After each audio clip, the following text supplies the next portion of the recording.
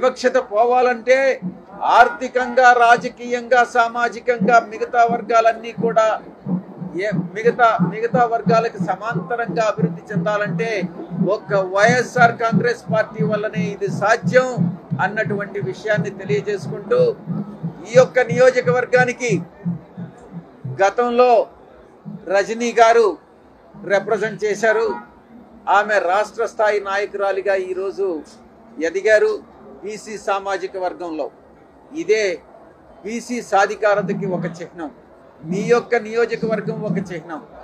అదే రకంగా ఆమె ప్రతినిధిగా ఇక్కడ చిలకలూరిపేట నియోజకవర్గం నుంచి 2024 జరగబోయేటటువంటి సార్వత్రిక ఎన్నికల్లో మల్లెల రాజేష్ నాయుడు గారు పోటీ చేయబోతున్నారు వైఎస్ఆర్ కాంగ్రెస్ పార్టీ అభ్యర్థిగా.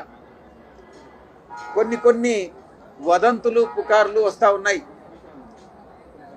ఏదో రాజేష్ నాయుడు గారిని మారుస్తారు అన్నటువంటిది. అది ఏది నమ్మాల్సినటువంటి అవసరం లేదు. రాజేష్ నాయుడు 2024 సార్వత్రిక ఎన్నికల్లో చిలకలూరుపేట నుంచి